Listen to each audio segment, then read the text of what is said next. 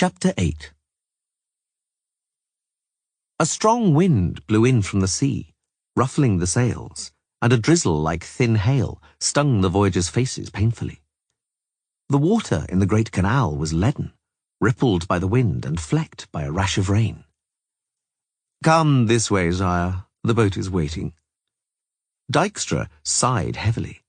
He was thoroughly sick of the sea voyage. He'd been delighted by those few moments on the hard and solid rock wharf, and he was pissed off at the thought of stepping onto a wobbly deck once again.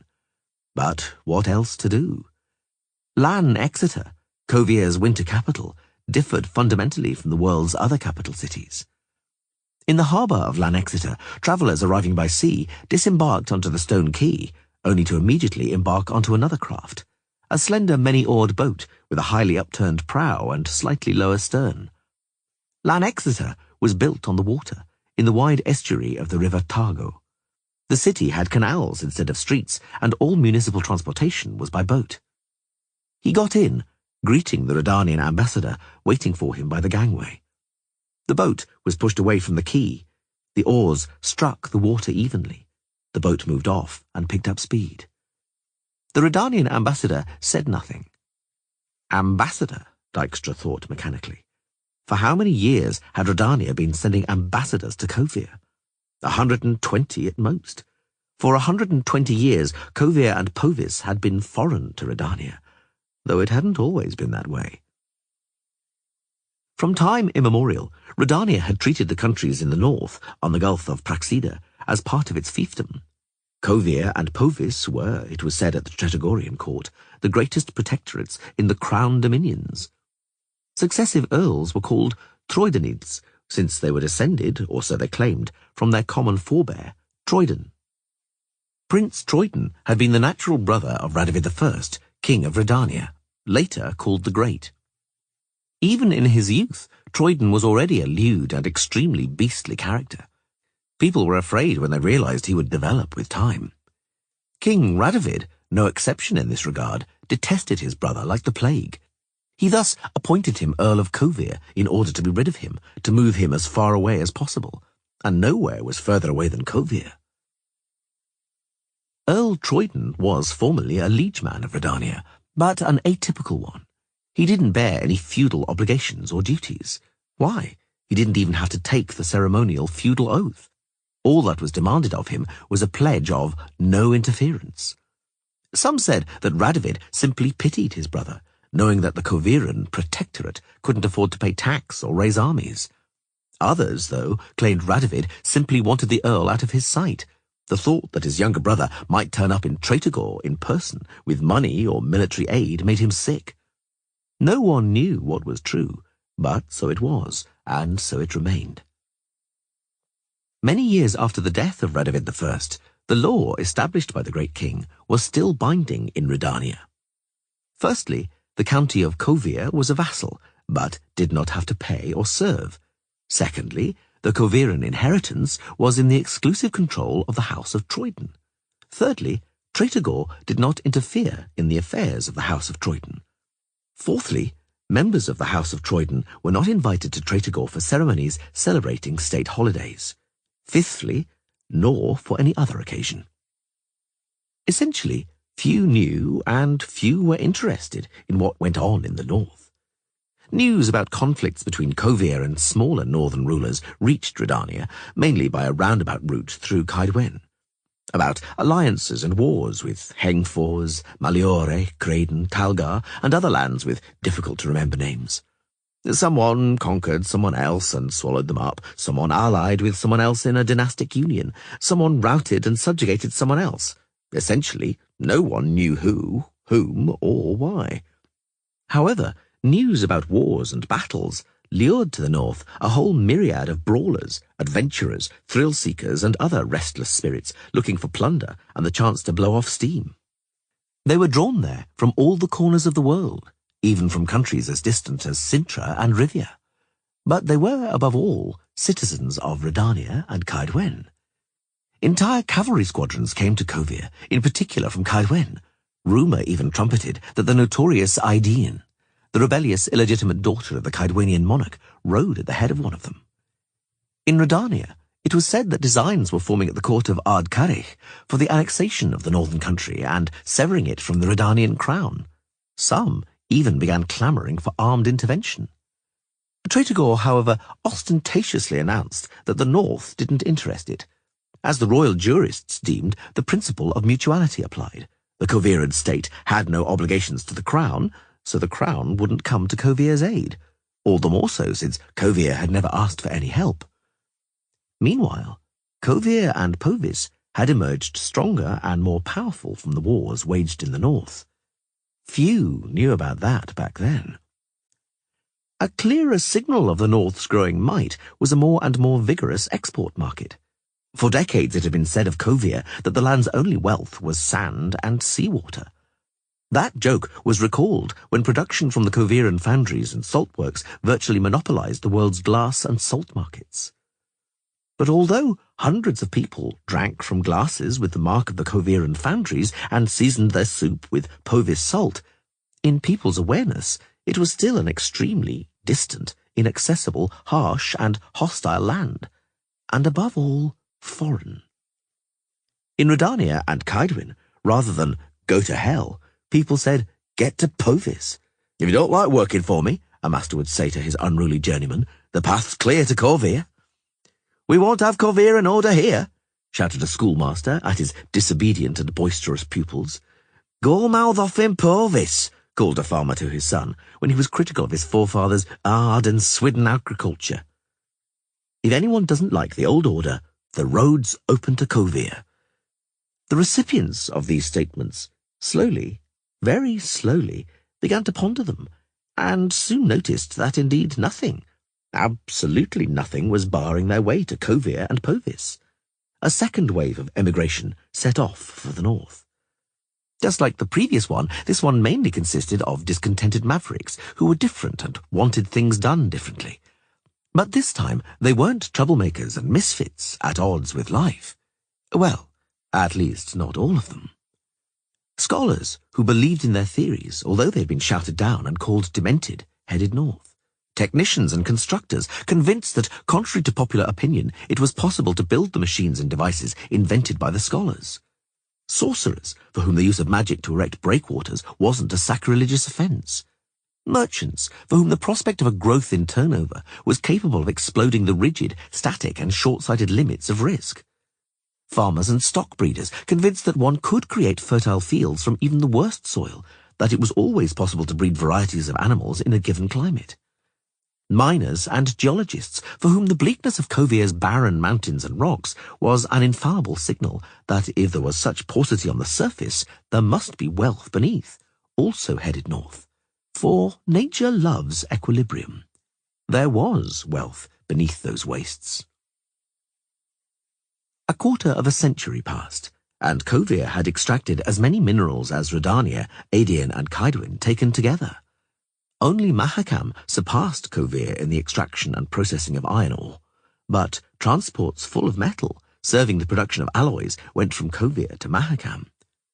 Covir and Povis accounted for a quarter of the world's yield of silver, nickel, lead, tin and zinc, half of the extraction of copper ore and native copper, 3/4 of the yield of manganese, chromium, titanium and tungsten ores, and the same amount of metals occurring only in their native form, platinum, ferroarum, cryobelitium and dimeritium, and more than 80% of the world's gold production. Gold with which Covir and Povis bought what didn't grow or wasn't bred in the north, and what Covir and Povis didn't produce, not because they were unable to or didn't have the expertise, but because it didn't pay. A craftsman from Covir or Povis, the son or grandson of an immigrant who went there with a bindle on his back, now earned fourfold that of his counterpart in Redania or Temeria. Covir traded and wanted to trade with the whole world on a greater and greater scale, but it couldn't. Radovid III became king of Redania and shared with Radovid the Great, his great-grandfather, the same name as well as the same cunning and miserliness. That king, called the Bold by fauners and hagiographers, and Rufus by everybody else, had observed what none before him had wanted to. Why didn't Redania have a single farthing of the gigantic trade engaged in by Covir? Why, Covir was just a meaningless county, a fiefdom, a tiny jewel in the Redanian crown. It was time the Coviran vassal began to serve its suzerain. A wonderful opportunity occurred to do so. Redania had a border dispute with Aedirn, as usual concerning the Pontar Valley. Radovid III was determined to take up arms and began to prepare for it. He promulgated a special tax for military purposes, called the Pontar Tithe. All of his subjects and vassals were to pay it, without exception, Kovir included. Rufus rubbed his hands. 10% of Kovir's income. That was something. Redanian emissaries made for Pont Vanis, imagined as a small town with a wooden palisade. They communicated astonishing news to Rufus on their return.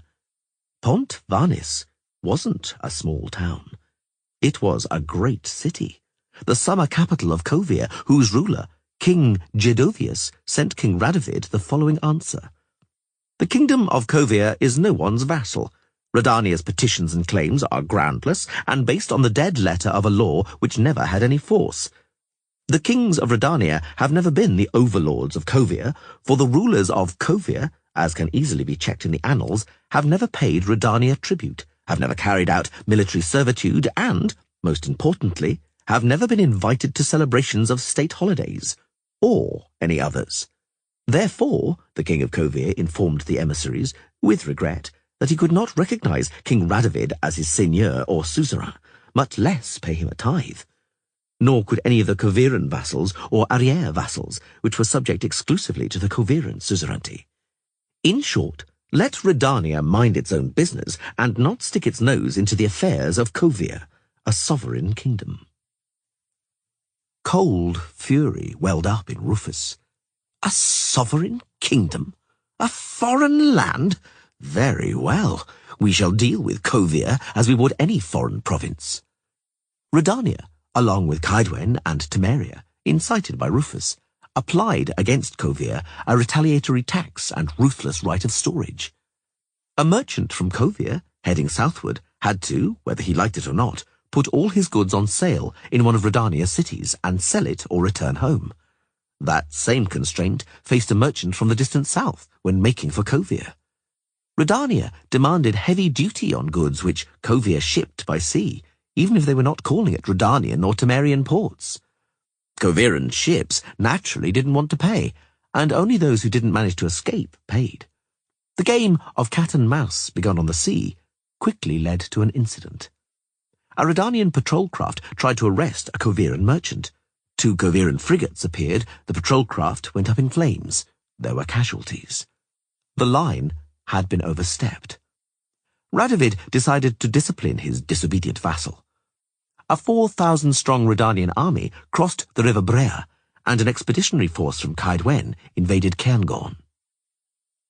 After a week, the 2,000 surviving Redanians crossed the Brea the other way, and the poorly equipped survivors of the Caedwenian corps trudged home across the passes of the Kestrel Mountains. This had revealed a further purpose which the Northern Gold served. Kovir's permanent army consisted of 25,000 professionals seasoned by combat and banditry, as well as mercenaries drafted from the far corners of the world, unreservedly loyal to the Koviran crown for their exceptionally generous pay and a pension guaranteed by contract, prepared for any risk for the exceptionally generous bonuses paid out after every victorious battle. Further, these wealthy soldiers were led in battle by experienced, able, and now extremely wealthy, commanders whom Rufus and King Benda of Caedwen knew very well. They were the same ones who not long before had served in their armies, but had unexpectedly retired and gone abroad. Rufus was no fool, and could learn from his mistakes. He quelled his swaggering remaining generals who were demanding a crusade, ignored the merchants calling for a starvation blockade, and mollified Benda of Caedwen, who was greedy for blood and revenge for the extermination of his elite unit. Rufus initiated negotiations unrestrained by the prospect of humiliation, by the bitter pill he had to swallow.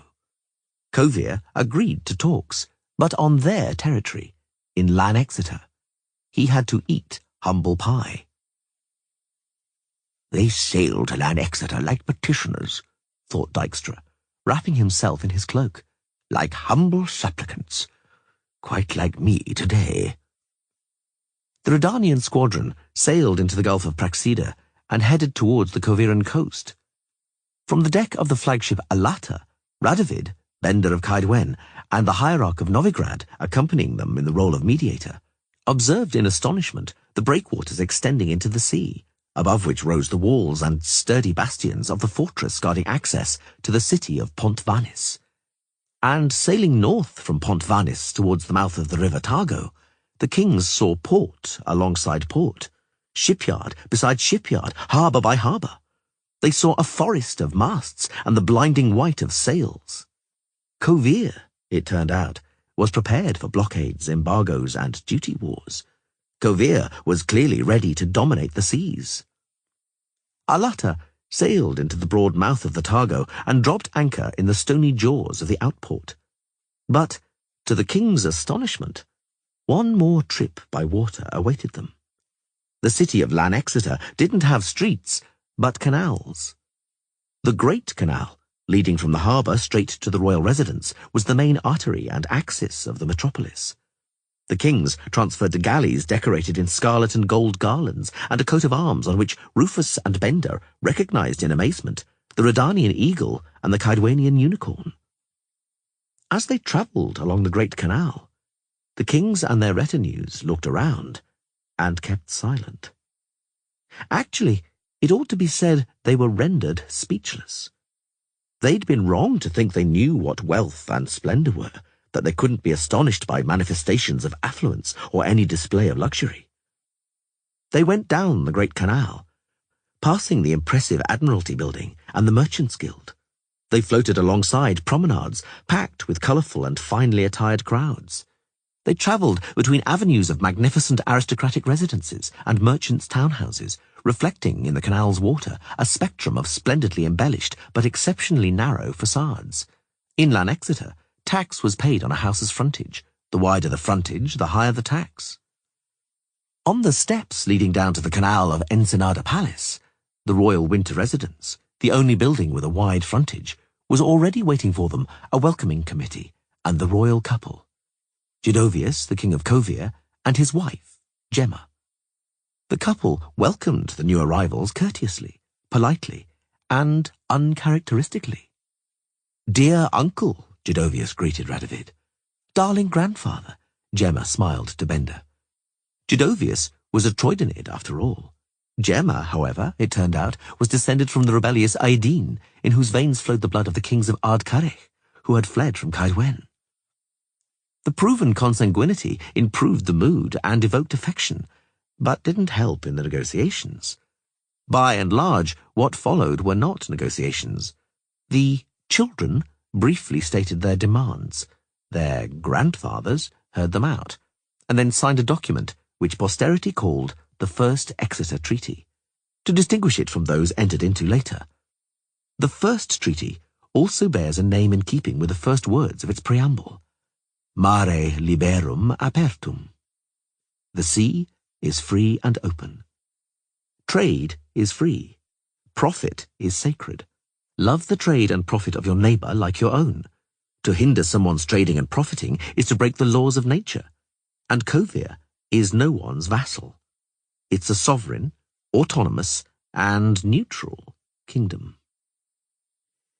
It didn't look as if Jidovius and Gemma wanted, even say in the name of politeness, to make a single concession, even the slightest. Nothing that would have rescued Radovid and Bender's honour. Nonetheless, they did. They agreed for Radovid, during his lifetime, to use, in official documents, the title of King of Kovir and Povis, and Bender, during his lifetime, the title of King of Cairngorm and Maliore. Of course, with the proviso, de non prejudicando. Jidovius and Gemma reigned for 25 years. The royal branch of the Troidenids ended with their son, Gerard. Esteril Tyson ascended to the Koviran throne and founded the House of Tyson. The kings of Kovir were soon after bound by blood ties to all the other dynasties of the world, and they all steadfastly abided by the Exeter treaties.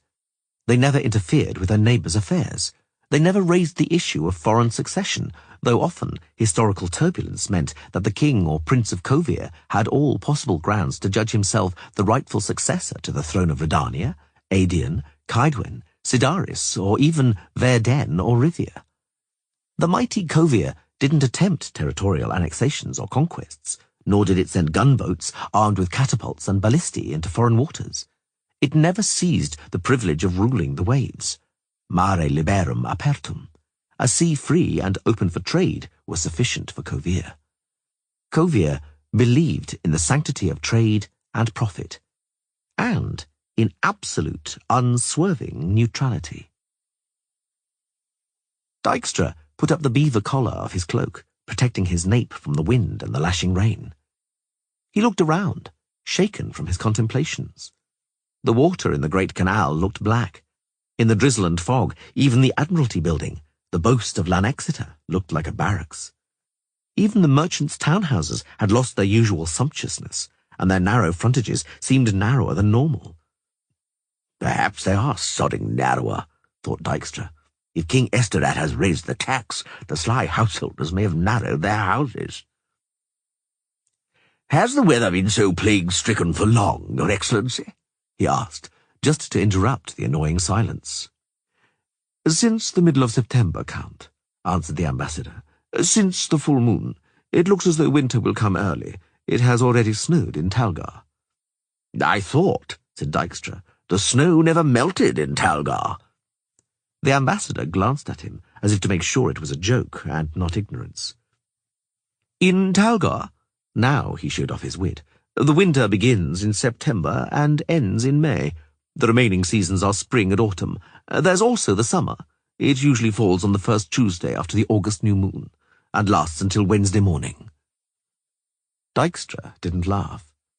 "But even there," the ambassador turned gloomy, "snow at the end of October is a sensation." The ambassador, like most of Redania's aristocracy, couldn't stand Dijkstra. He considered the need to receive and entertain the arch-spy as a personal affront, and the fact that the Regency Council had charged Dijkstra and not him with negotiations with Kovir as a mortal insult. It sickened him that he, de Ruyter, of the most celebrated branch of the de Ruyter family, Grafs for 9 generations, should have to address a churl and upstart as Count. But, as an experienced diplomat, he concealed his resentment masterfully. The oars rose and fell rhythmically, and the boat glided swiftly along the canal. They had just passed the bijou, but extremely tasteful, Palace of Culture and Art. "Do we sail to Ensenada?" "Yes, Count," confirmed the ambassador. "The Minister of Foreign Affairs stressed emphatically that he wished to see you immediately on arrival, which is why I'm taking you directly to Ensenada. In the evening I shall send a boat to the palace, for I would like to entertain you over supper." "Your Excellency will deign to forgive me," Dijkstra interrupted, "but my duties won't allow me to take you up on it. I have a prodigious amount of matters to deal with, and little time, so I must manage them at the cost of pleasure. We shall sup another day, in happier, more peaceful times." The ambassador bowed, and furtively sighed with relief. He entered Ensenada, naturally by a rear entrance, for which he was very glad. An impressive but damned long staircase of white marble led straight from the great canal to the main entrance of the royal winter residence, beneath a magnificent frontage supported on slender columns. The stairs leading to one of the numerous rear entrances were incomparably less spectacular, but far easier to negotiate. In spite of that, Dijkstra, as he walked, bit his lip and swore softly under his breath, so that the major domo, lackeys, and guardsmen escorting him wouldn't hear. More stairs and more climbing awaited him inside the palace. Dijkstra cursed again sotto voce. Probably the damp cold and uncomfortable position in the boat was why his leg, with its smashed and magically healed ankle, had begun to make itself known with a dull, nagging pain, and a nasty memory. Dijkstra ground his teeth. He knew that the Witcher, the man responsible for his suffering, had also had his bones broken. He had profound hopes that they also pained the Witcher, and wished in his heart of hearts that it would pain him as long and as severely as possible. Dusk had already fallen outside, and Ensenada's corridors were dark. The route Dijkstra was taking behind a silent major domo was, nonetheless, lit by a sparse row of lackeys with candlesticks, and outside the doors of the chamber to which the major domo was leading him stood guardsmen with halberds, so erect it seemed spare halberds had been stuck up their backsides. The lackeys with candles stood more densely there, so the luminance was blinding. Dijkstra was somewhat astonished by the pomp with which he was being received. He entered the chamber and immediately stopped being astonished. He bowed low. "Greetings to you, Dijkstra," said Esterad Tyson, king of Kovir, Povis, Narok, Velhad, and Talgar. "Don't stand by the door. Come closer. Put etiquette aside. It's an unofficial audience." "Your Majesty." Esterad's wife, Queen Zuleika, responded to Dijkstra's reverential bow with a slightly absent-minded nod, not interrupting her crocheting for a moment. There wasn't a soul in the chamber, apart from the royal couple. "Precisely." Esterad had noticed his glance. "Just the two of us will chat. I beg your pardon, just the three of us, for something tells me it'll be better this way." Dijkstra sat down on the scissors chair indicated, opposite Esterad. The king was wearing a crimson ermine-trimmed cape and a matching velvet chapeau. Like all the men of the Tyson clan, he was tall, powerfully built, and devilishly handsome. He always looked robust and healthy, like a sailor just returned from the sea. One could almost smell the seawater and cold, salt wind coming from him. As with all the Tysons, it was difficult to determine his exact age. Judging by his hair, skin, and hands, the features which most clearly express one's age, Esterad might have passed for 45. Dijkstra knew the king was 56. "Zuleika." The king leaned over towards his wife. "Look at him. If you didn't know he was a spy, would you give credence to it?" Queen Zuleika was short, quite stout, and pleasantly plain. She dressed in quite a typical way for women of her looks, which was based on selecting elements of attire so that no one would guess she wasn't her own grandmother. Zuleika achieved this effect by wearing loose-fitting gowns, dull of cut and grey-brown of tone.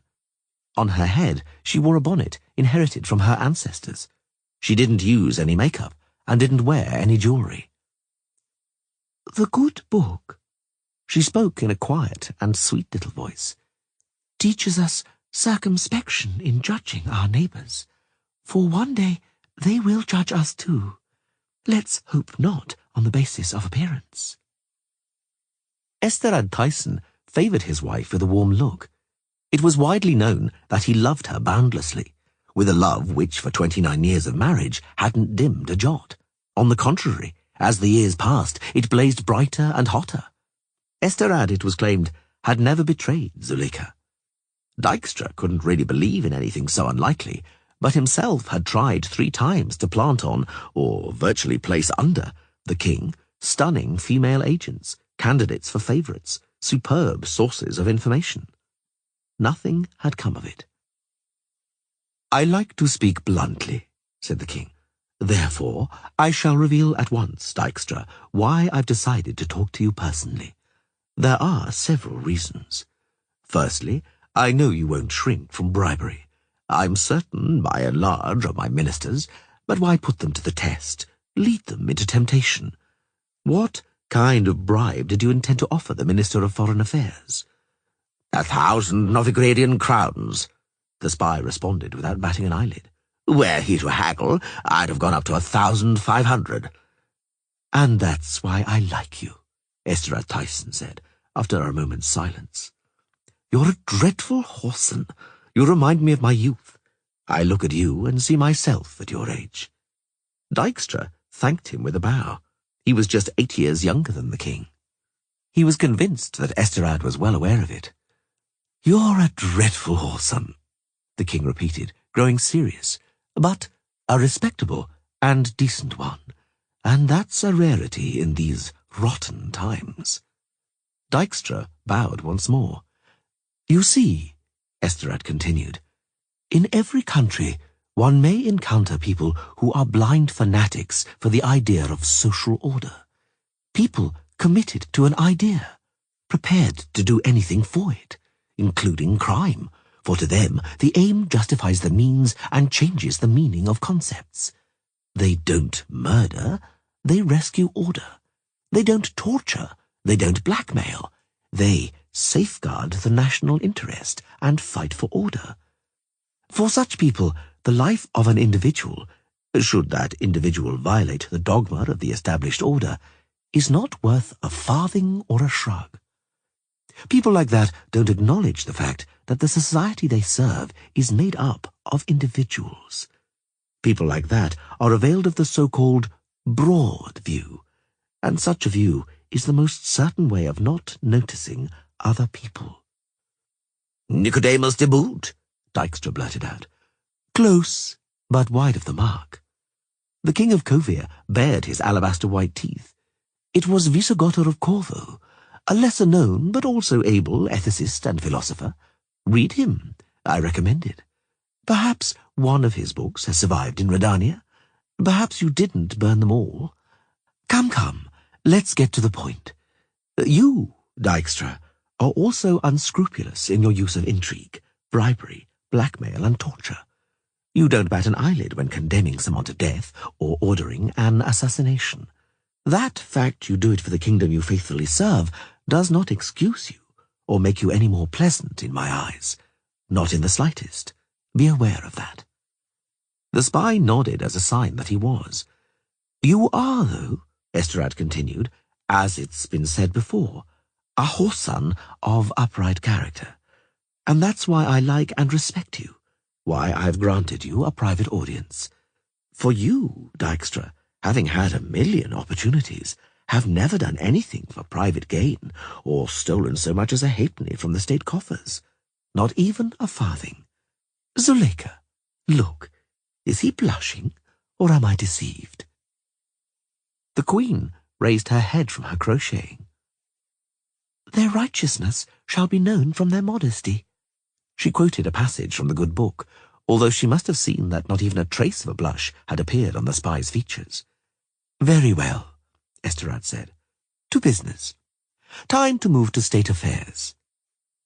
He, Zuleika, crossed the sea motivated by his patriotic duty. Redania, his fatherland, is threatened. Chaos rages there, following the tragic death of King Visimir. Redania is now governed by a band of aristocratic idiots calling themselves the Regency Council. That band, my Zuleika, will do nothing for Redania. In the face of danger, it will either bolt or begin obsequiously to grovel before the pearl-trimmed slippers of the Nilfgaardian Emperor. That band despises Dijkstra, for he's a spy, a murderer, an upstart, and a boor. But Dijkstra crossed the sea to save his country, demonstrating who really cares about Redania. Esterad Tyson fell silent, exhaled loudly, wearied by his speech, and adjusted his crimson chapeau, which had slipped down slightly over his nose. Well, Dijkstra, he continued, what ails your kingdom, aside from a shortage of money, naturally? Aside from a shortage of money? The spy's face was inscrutable. All are well, thank you. Aha! The king nodded. His chapeau once more slipped down over his nose and had to be adjusted again. Aha! I comprehend. I comprehend, he continued, and I applaud the idea. When one has money, one may purchase medicaments for every affliction. The crux is to have the money, which you do not. If you did, you wouldn't be here. Do I understand correctly? Impeccably. And how much do you need, I wonder? Not much. 1,000,000 byzants. Not much. Esterad Tyson grasped his chapeau in both hands in an exaggerated gesture. You call that not much? Oh, my. But, for your royal highness, the spy mumbled, such a sum is a trifle. A trifle? The king released his chapeau and raised his hands towards the ceiling. Oh, my! 1,000,000 byzants is a trifle? Do you hear, Zuleika, what he's saying?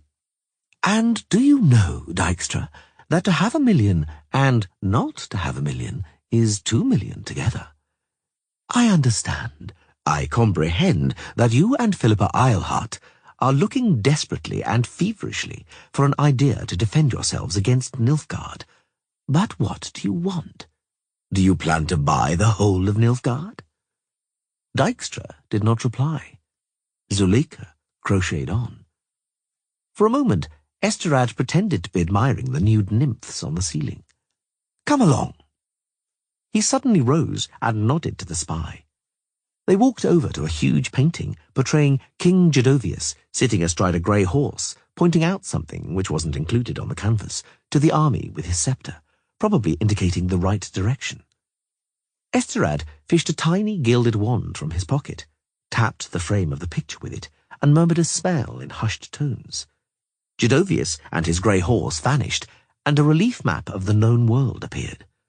The king touched a silver button in the corner of the map with his wand and magically transformed the scale, narrowing the visible sweep of the world to the Yaruga Valley and the Four Kingdoms.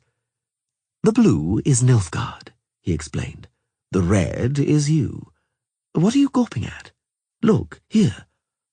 Dijkstra tore his gaze away from the other paintings, chiefly nudes and seascapes. He wondered which was the magical camouflage for another notorious map of Esterad's, the one which depicted Kovier's military and trade intelligence service, an entire network of bribed informers and blackmailed individuals, agents, operational contacts, saboteurs, hired killers, moles, and active resident spies. He knew such a map existed. He had been trying unsuccessfully for many years to gain access to it.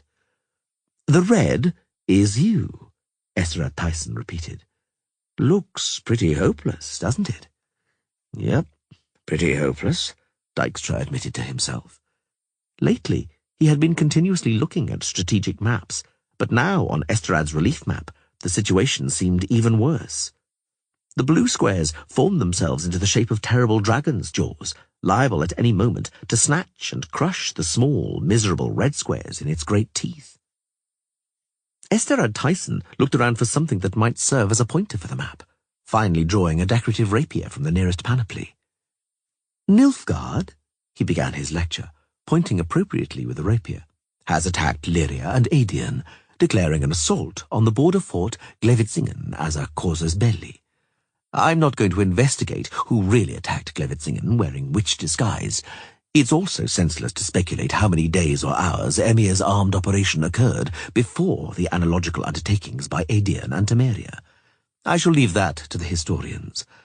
I'm more interested in the situation today, and what it will be tomorrow. At this very moment, Nilfgaard is in Dol Angra and Aedion, shielded by a buffer in the shape of the elven dominium in Dol Blatana, bordering with that part of Aedion which King Henselt of Caedwen, speaking vividly, tore from Emir's teeth and himself devoured. Dijkstra made no comment. I shall also leave a moral judgment of King Henselt's campaign to the historians, Estrad continued. But a single glance at the map is sufficient to see that, by annexing the northern marches, Henselt barred Emir's way to the Pontar Valley. He secured Temeria's flank, and yours, the Redanians. You ought to thank him. I did, Dijkstra muttered, but quietly. King Demavend of Aedion is our guest in Tretogor, and Demavend has quite a precise moral judgment of Henselt's deed. He customarily expresses it in blunt and ringing words. I can imagine. The King of Kovir nodded. Let's leave it for now, and glance at the south, at the river Yaruga. Attacking in Dol Angra, Emir simultaneously secured his flank by concluding a separatist treaty with Foltest of Temeria. But immediately after the end of the military operations in Aedion, the Emperor broke the pact without further ado and struck Brugge and Sodden. Through his cowardly negotiations, Foltest gained 2 weeks of peace. 16 days, to be precise, and it's the 26th of October today. It is. Thus, the situation on the 26th of October is as follows. Brugge and Sodden occupied. The strongholds of Razvan and Maena fallen. Temeria's army defeated in the Battle of Maribor and repulsed northwards. Maribor besieged. This morning it was still holding out, But it's already late evening, Dijkstra. Maribor will hold out. The Nilfgaardians didn't manage to seal it off. True, they advanced too far. They overextended their supply lines. They're imprudently exposing their flanks. They will call off the siege before the winter, withdrawing towards the Yaruga, shortening the front. But what will happen in the spring, Dijkstra? What will happen when the grass peeps out from under the snow? Come closer. Look at the map. Dijkstra looked. Look at the map, the king repeated, and I shall tell you what Emir var Emrys will do in the spring. They will begin an offensive on an unparalleled scale, announced Katia van Kanten, adjusting her golden curls in front of the looking-glass. Oh, I know that information isn't sensational in itself. Old women enliven their laundry at every town well with stories about the spring offensive. Azira var Anahid was unusually tetchy and impatient today, but nonetheless managed not to ask why, in that case, she was bothering her with such unsensational information. But she knew Cantarella, and if Cantarella started talking about something, she had her reasons, and she usually finished her statements with conclusions. I know a little more than the hoi polloi, however, Cantarella continued. Vattier told me everything about the entire council with the Emperor, and in addition brought me a whole briefcase of maps. When he fell asleep, I examined them. Shall I go on? But of course, my dear, Azira squinted. The thrust of the main strike is, of course, Temeria, the border of the river Ponta along the line Novigrad-Vitsima-Elander. A force of the Central Army under the command of Menno Cohorn will strike. A force of the Eastern Army will secure the flank, striking the Pontar Valley and Kaidwen from Aetian. Kaidwen? Azire raised an eyebrow. Is that the end of the fragile friendship struck up during the sharing of spoils? Kaidwen is threatening the right flank. Katia van Kanten pouted slightly with her full lips. Her doll-like face was in striking contrast to the strategic grasp she was demonstrating. The strike is of a preventative character. Assigned units of a group from the Eastern Army are to bind King Henselt's army to remove any thoughts of helping Temeria. The Verden Special Operations Group will strike in the west, the blonde woman continued, with the task of capturing Sidaris and tightly sealing off the blockade of Novigrad, Gorzvelen, and Vitsima, for the General Staff is taking into account the necessity of besieging those three strongholds. You didn't name the two armies' commanders. The Eastern Group, Ardal Abdai. Cantarella smiled slightly. The Verden Group, Joachim de Wet. Azire raised her eyebrows. How interesting, she said. Two princes offended by the removal of their daughters from Emir's matrimonial plans. Our emperor is either very naive or very cunning. If Emir knows anything about a plot by the princes, said Cantarella, it's not from Vattier. Vattier told him nothing. Go on. The offensive will be on an unprecedented scale. Taken together, including frontline units, reserves, auxiliary and rear services, over 300,000 men will be taking part in the operation, and elves, naturally. Scheduled start date? Not yet set. Supplies are a key issue. Supplies means clear roads, and no one can predict when the winter will finish. What else did Vattier speak of? He was complaining, poor thing. Cantarella flashed her little teeth. Complaining that the Emperor had abused and reprimanded him again, publicly. The reason again was the mysterious disappearance of Stefan Skellen and his entire unit. Emir publicly called Vattier a clot, said he was a head of a department which, rather than making people disappear without trace, are surprised by such disappearances. He constructed on the subject a malicious equivoque which Vattier, sadly, wasn't able to repeat exactly. Then the Emperor asked Vattier in jest if his failure meant some other secret organization had been set up, kept confidential even from him. Our Imperator is sharp. He's close to the target. He is, Azire murmured. What else, Cartier? The agent Vattier had in Skellen's unit, who also vanished, was called Neratin Tseka. Vatir must have thought very highly of him, because he's extremely dejected over his disappearance. I, thought Azire, am also left dejected by the disappearance of Jediah Mekessa, but I, unlike Vatir de Rido, will find out what happened. And Ryance, has Vatir met him again? No, he didn't mention it. They were both briefly silent. The cat in Azire's lap purred loudly. Madame Azire? Yes, Cartia? Will I have to play the role of the foolish lover much longer?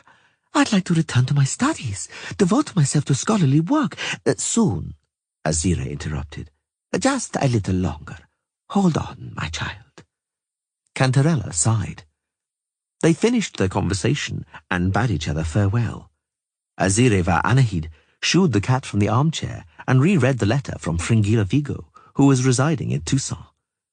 She fell into pensive mood, for the letter had troubled her. It bore some message between the lines which Azire sensed but couldn't grasp. It was after midnight when Azira va Anahid, the Nilfgaardian sorceress, started up the megascope and established telecommunication with Montecalvo Castle in Redania. Philippa Eilhart was in a skimpy nightdress with very thin straps and had lipstick traces on her cheek and cleavage. Azire made an immense effort of will to suppress a grimace of distaste. Never, ever will I be capable of understanding it, she thought, and I don't want to understand it. May we talk freely? Philippa made a sweeping hand movement, encircling herself in a sphere of discretion. We can now. I have information, Azire began dryly. It isn't sensational in and of itself. Even old women at Wells are talking about it. Nonetheless. The whole of Redania, said Esterad Tyson, looking at his map, can at this moment field 35,000 frontline troops, of whom 4,000 are heavy armoured cavalry, reckoning roughly, of course. Dijkstra nodded. The arithmetic was absolutely precise. Demavend and Maeve had a similar army. Emir annihilated it in 26 days. The same thing will happen to the armies of Redania and Temeria if you don't reinforce them. I support your idea, Dijkstra, yours and Philippa Eilhart's. You're in need of troops. You require valorous, well-drilled and well-equipped cavalry. You need the kind of cavalry that costs around 1,000,000 byzants. The spy nodded, confirming that this calculation couldn't be faulted either. As you no doubt know, the king continued dryly, Kovir has always been, is, and will be neutral. We are bound by a treaty with the Nilfgaardian Empire, signed by my grandfather, Esteril Tyson, and the Imperator Fergus va Emrys. The letter of that treaty does not permit Kovir to support the enemies of Nilfgaard with military aid, nor with money for troops. When Emir va Emrys throttles Temeria and Redania, coughed Dijkstra, he'll look to the north. Emir won't be satisfied. It may turn out that your treaty won't be worth a hill of beans. A moment ago, the talk was of Foltest of Temeria, who managed by negotiations to buy himself a mere 16 days of peace with Nilfgaard. Oh, my dear, Esterad snapped. One cannot argue like that. Treaties are like marriage. They aren't entered into with a thought of betrayal, and once they're concluded, one shouldn't be suspicious, and if that doesn't suit somebody, they shouldn't get married. Because you can't become a cuckold without being a husband, but you'll admit that fear of wearing the horns is a pitiful and quite ridiculous justification for enforced celibacy. And cuckolds aren't a subject for discussion in a marriage. As long as one doesn't wear horns, that subject isn't mentioned, and if one's already wearing them, then there's nothing to say. And since we're talking about horns, how is the husband of the fair Marie, the Marquess de Mercey, the Redanian Minister of Finances? Your Majesty, Dijkstra bowed stiffly, has enviable informants. Indeed I do, the king conceded. You'd be astonished how many, and how enviable. But you, too, can't be ashamed of your own. Those you have at my courts, here and in Pontvanis. Oh, I'll wager each of them deserves top marks. Dijkstra didn't even blink. Emir va Emrys, Esterad continued, looking at the nymphs on the ceiling, also has a few good and well-placed agents, which is why, I repeat, Kovier's raison d'etat is neutrality and the principle of pacta sunt servanda. Kovier doesn't break treaties, not even in anticipation of the other side breaking a contract. May I observe, Dykstra said, that Redania isn't urging Kovier to break pacts. Redania is by no means seeking an alliance or military aid against Nilfgaard. Redania wishes to borrow a small sum, which we shall return. I can just see you returning it, the king interrupted. But these are academic deliberations, for I shan't loan you a farthing. And don't ply me with duplicitous casuistry, Dykstra. It suits you like a bib suits a wolf. Do you have any other serious, intelligent, and apposite arguments? I do not. You were lucky, Esterad Tyson said after a moment's silence, that you became a spy. You'd never have made a career in commerce. The length and breadth of the world, all royal couples had separate bedchambers. The kings, with extremely varying frequency, visited the queen's bedchambers, and it also happened that queens paid unexpected visits to the king's bedchambers.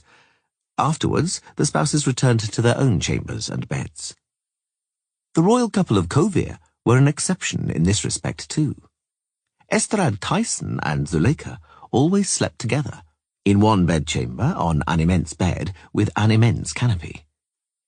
Before falling asleep, Zuleika, after putting on her spectacles, in which she was ashamed to appear before her subjects, customarily read her good book. Esterad Tyson usually talked. That night was no different. Esterad put on his nightcap and picked up his sceptre. He liked to hold his sceptre and play with it. He didn't do it officially, for he feared his subjects would accuse him of being pretentious. "You know, Zuleika," he said, "lately I've been having queer dreams. I've dreamed of that witch, my mother, I don't know how many times. She stands over me and repeats, 'I have a wife for Tancred, I have a wife for Tancred,' and she shows me a pretty but very young girl. And do you know, Zuleika, who that girl is? It's Ciri, Calanthe's granddaughter.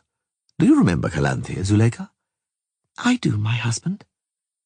"Ciri," Esterad went on, playing with the sceptre, "is the one Emir var Emrys reputedly wants to marry. A bizarre marriage. Astonishing.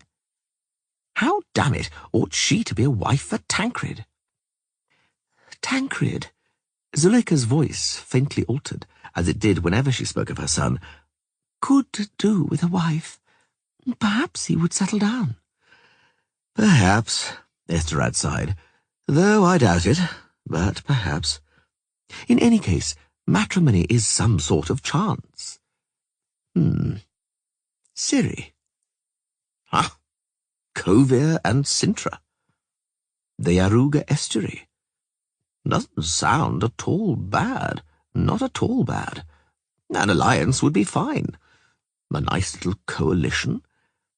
Well, but if Emir has his eye on the filly, but why is she appearing in my dreams? And why the hell am I dreaming that sort of nonsense? At the equinox, do you recall, when I woke you? Brrr, what a nightmare that was. I'm glad I can't remember the details. Perhaps we ought to summon an astrologer. A soothsayer? A medium? Madame Shiela de Tankerville is in Lanexeter? No. The king grimaced. I don't want that witch. Too clever. A second Philippa Eilhart is springing up under my nose. Power appeals too much to these clever women. One should not encourage them with favours and familiarity. You're right, as ever, my husband. Those dreams. The good book, Zuleika turned over a few leaves, says that when a man falls asleep, the gods open his ears and speak to him, whereas the prophet Lebioda teaches that when gazing on a dream, one either sees great wisdom or great foolishness. The art is in recognizing it. A marriage of Tancred with Emir's betrothed is not exactly great wisdom. Esterad sighed.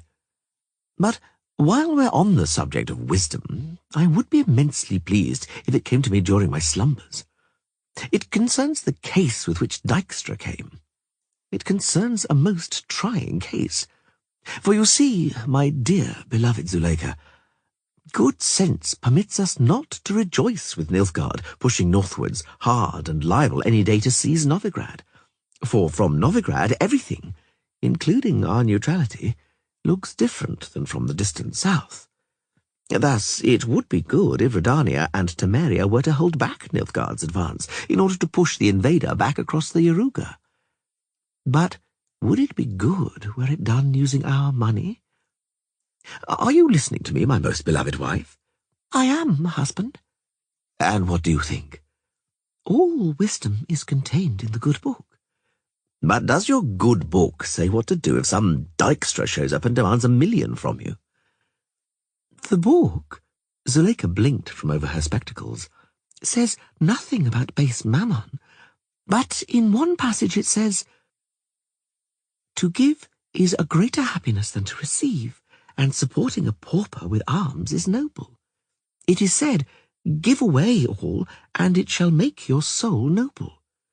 "And makes the purse and breadbasket empty," Esterad Tyson muttered. "Zuleika, is any wisdom to be found in the book concerning business, apart from passages about noble free distribution and alms-giving? What does the book, for instance, say about equivalent exchange?" The Queen straightened her spectacles and began to quickly turn over the pages of the incunabulum. "Measure for measure," she read. Esterad was silent for a long while. "And perhaps," he finally drawled, "something more?" Zuleika returned to turning the pages of the book. "I have found," she suddenly announced, "something amongst the wisdom of the prophet Lebioda. Should I read it?" "If you would."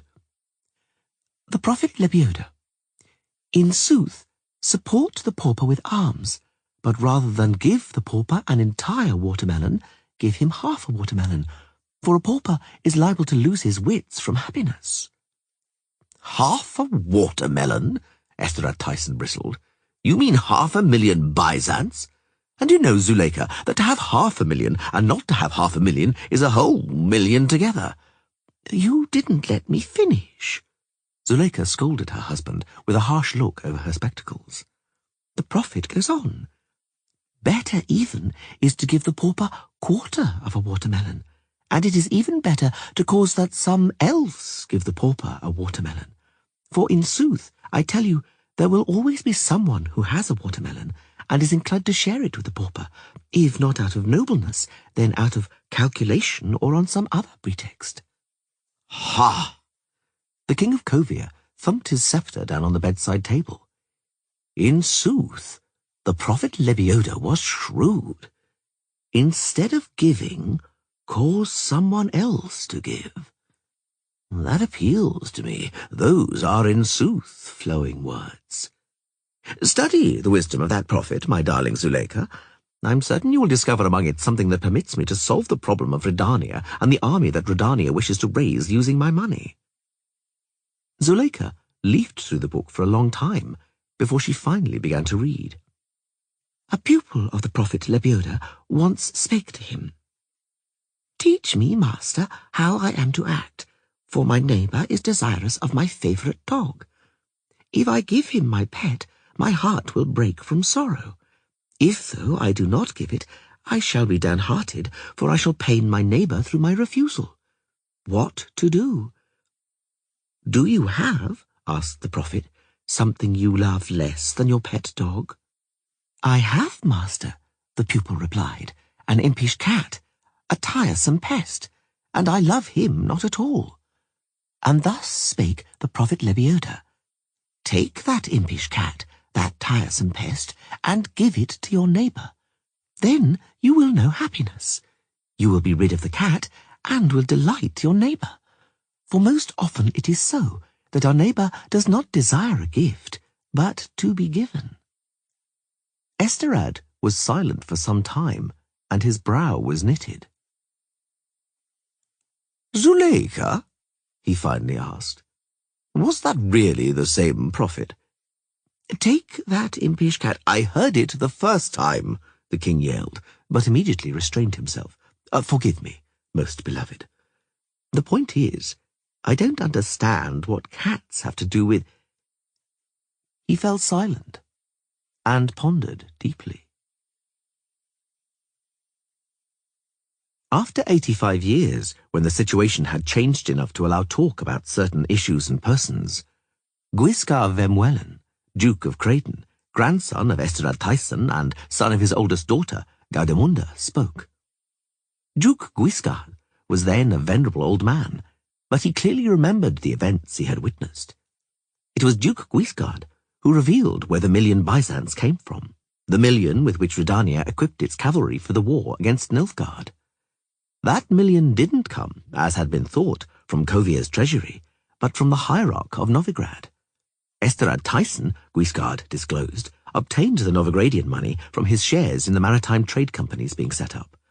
The paradox was that those companies were set up with the active cooperation of Nilfgaardian merchants. Thus it appeared that Nilfgaard itself, to some degree, had financed the fielding of the Redanian army. Grandpapa, Guiscard Vemwellen recalled, said something about watermelons, smiling roguishly.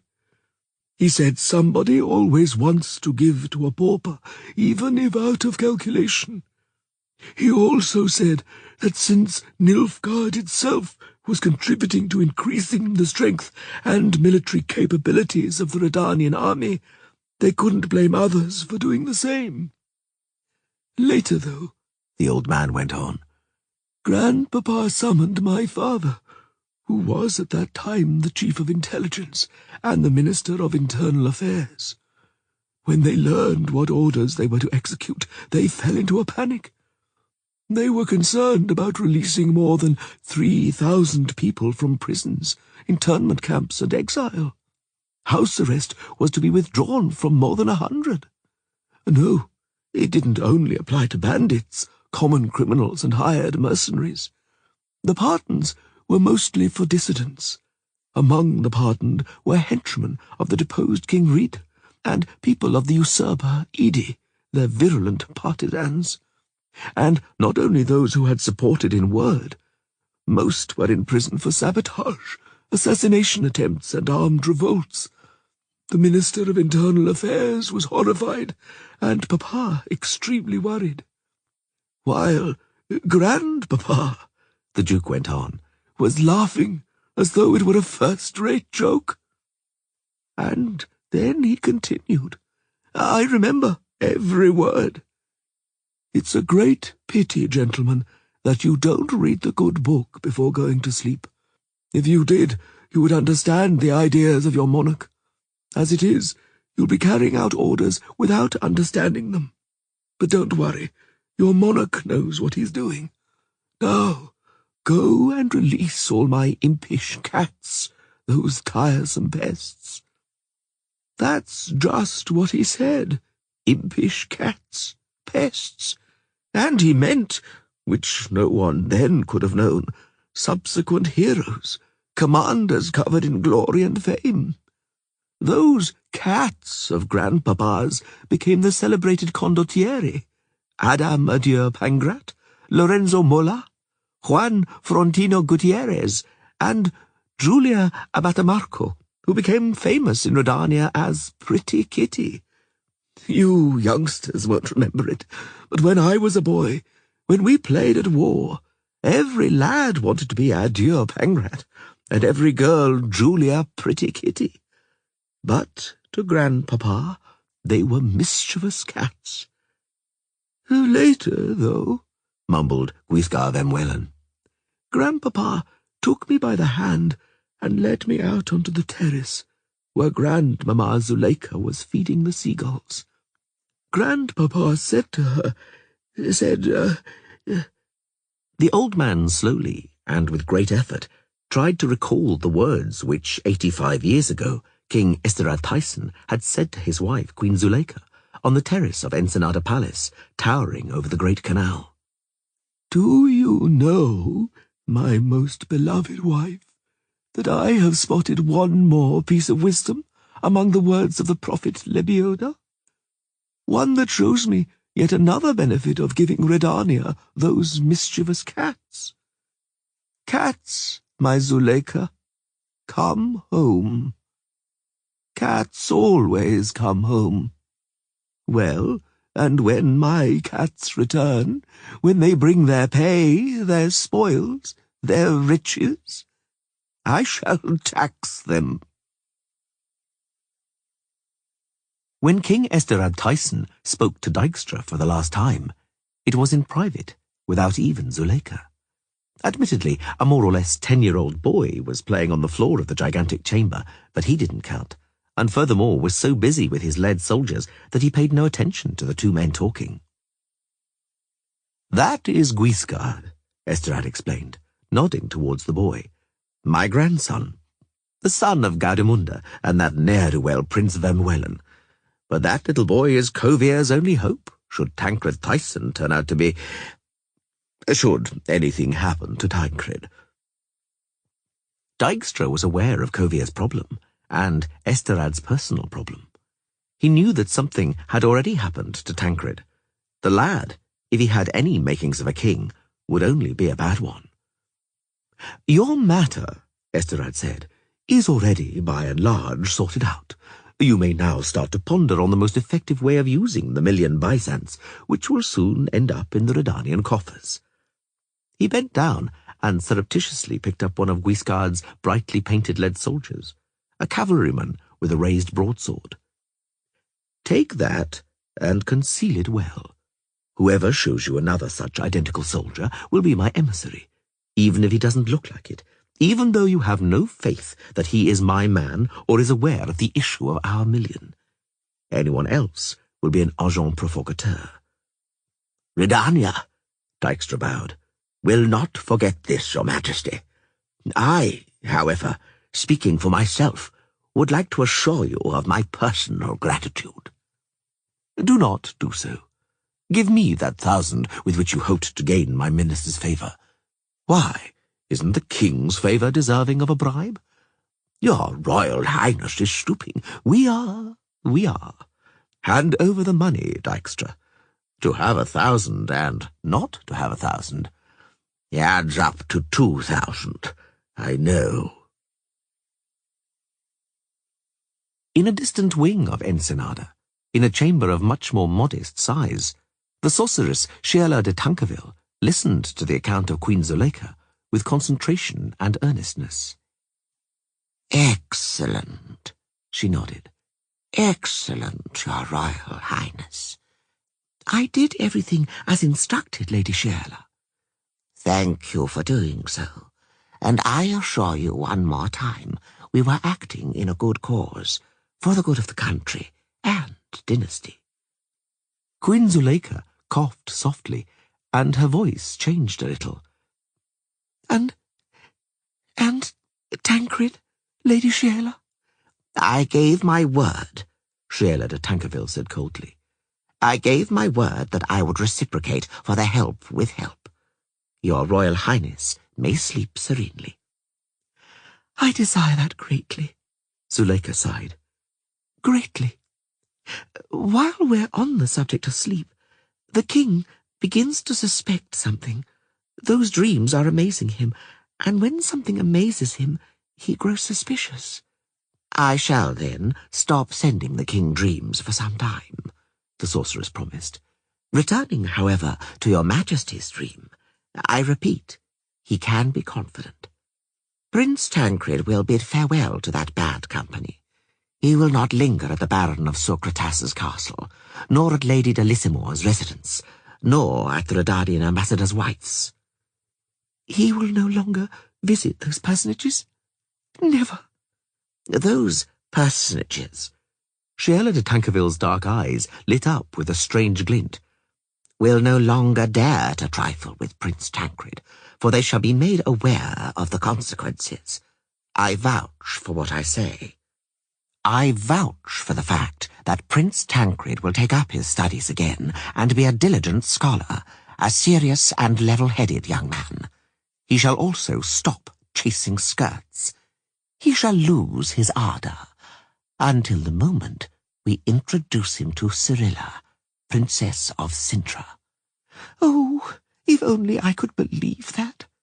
Zuleika wrung her hands and raised her eyes. If only I could believe that. It is sometimes difficult. Sheila de Tankerville smiled, unexpectedly, even for herself. To believe in the power of magic, Your Royal Highness. And actually, so it should be. Philippa Eilhart adjusted the gossamer thin strap of her sheer nightdress and wiped the rest of the lipstick smudges from her cleavage. Such a smart woman, thought Sheila de Tankerville with slight distaste, and she can't keep her hormones in check. May we talk? Philippa surrounded herself with a sphere of discretion. We can now. Everything has been sorted out in Kovir, positively. Thank you. Has Dijkstra set sail? Not yet. Why does he delay? He conducts long conversations with Esterad Tyson. Sheila de Tankerville grimaced. They've taken an uncommon liking for each other, the king and the spy. Do you know the jokes about our weather, Dijkstra? That there are only 2 seasons in Kovir, winter and August, I do. And do you know how to tell if summer has reached Kovir? No. How? The rain becomes a little warmer. Ha ha! Joking aside, Esterad Tyson said gravely, it worries me somewhat that the winters come earlier and earlier, and last longer and longer. It was prophesied. You've read, I presume, Eithlina's prophecy. It said there that decades of unending winter will come. Some claim it's some kind of allegory, but I'm a little afraid. In Kovir, we once had 4 summers of cold, rainy weather, and poor harvests. Were it not for the tremendous import of food from Nilfgaard, people would have begun to die of starvation in droves. Can you imagine? To be honest, I can't. Well, I can. The cooling climate may starve us all to death. Famine is a foe that is bloody hard to fight. The spy nodded, lost in thought. Dijkstra? Your Majesty? Is there peace inside the country now? I wouldn't say so, but I'm doing my best. I know. Everyone's talking about it. Of the traitors on Thaneth, only Vilgefortz remains alive. After the death of Yennefer, yes. Did you know, O King, that Yennefer met her death? She perished on the last day of August in mysterious circumstances over the infamous Sedna Trench between the Isles of Skellige and Cape Pisa de Mar. Yennefer of Vengerberg, Esterad said slowly, was not a traitor. She was not an accomplice of Vilgefortz. If you wish, I shall supply proof. I do not, Dijkstra responded after a moment's silence. Or perhaps I will, but not right now. Now she's more convenient to me as a traitor. I understand. Don't trust sorceresses, Dijkstra. Philippa in particular. I've never trusted her, but we must cooperate. Without us, Redania would plunge into chaos and perish. That is true, but if I may advise you, loosen your grip a little. You know of what I speak. Scaffolds and torture chambers throughout the land, atrocities perpetrated against elves, and that dreadful fort, Drakenborg. I know you do it out of patriotism, but you are building yourself an evil legend. In it, you're a werewolf, lapping up innocent blood. Someone has to do it. And someone has to bear the consequences. I know you endeavor to be just, but you can't avoid mistakes, can you? For they can't be avoided. Neither can you remain clean when you're slopping around in blood. I know you've never harmed anybody for self-interest, but who will believe that? Who will want to believe that? The day that fate turns, they'll attribute the murder of innocent people to you, and worse, claim you profited from it. And lying sticks to a fellow like tar. I know. They won't give you a chance to defend yourself. People like you aren't given chances. They'll tar you. But later, after the fact. Beware, Dijkstra. I shall. They won't get me. They got your king, Visimir, with a dagger plunged up to the guard in his flank, I heard. It's easier to stab a king than a spy. They won't get me. They'll never get me. And they ought not to. Do you know why, Dijkstra? For there ought to be some sort of fucking justice in this world. The day was to come when they would recall that conversation. Both of them, the king and the spy. Dijkstra recalled Esterrad's words in Tretogor as he listened closely to the steps of the assassins approaching from all directions along all the corridors of the castle. Esterrad recalled Dijkstra's words on the splendid marble staircase leading from Ensenada to the Great Canal. He could have fought back. The misty, unseeing eyes of Guiscard Vermeulen gazed into the abyss of his recollections. There were only 3 assassins, and Grandpapa was a powerful man. He could have fought, defended himself until the guards arrived. He could have simply fled. But Grandmama Zuleika was there. Grandpapa shielded and protected Zuleika. Only Zuleika. He didn't care about himself. When help finally arrived, Zuleika wasn't even grazed. Esterrad had been stabbed more than 20 times. He died 3 hours later without regaining consciousness. Have you ever read the good book, Dijkstra? No, Your Majesty, but I know what is written in it. I, can you believe it, opened it at random yesterday, and I came across this sentence. On the way to eternity, everyone will tread their own stairway, shouldering their own burden. What do you think about that? Time I went, King Esterrad. Time to shoulder my burden. Farewell, O spy. Farewell, O king. We trekked perhaps 400 furlongs southwards from the ancient and far-famed city of Isengard to a land called Kentloch. When one looks on that land from the hills, one sees numerous lakes arranged artificially in manifold dispositions. Our guide, the elf Avalach, ordered us to seek among those dispositions one calling to mind a clover-leaf. And in truth, we espied one such. Moreover, it came out that there were not 3 but 4 lakes, for one, somewhat elongated, stretching from south to north, is, as it were, the stem of the leaf. That lake, known as Tarn Mira, is ringed by a black forest. Meanwhile, the mysterious Tower of the Swallow, in the elven tongue Tor Zirael, was said to rise up at its northern margin. At first, nonetheless, we saw nothing save fog. I was readying myself to ask the elf Avalach about the tower, when he gestured me to be silent and spoke these words. Await and hope. Hope shall return with the light and a good omen. Gaze at the endless waters.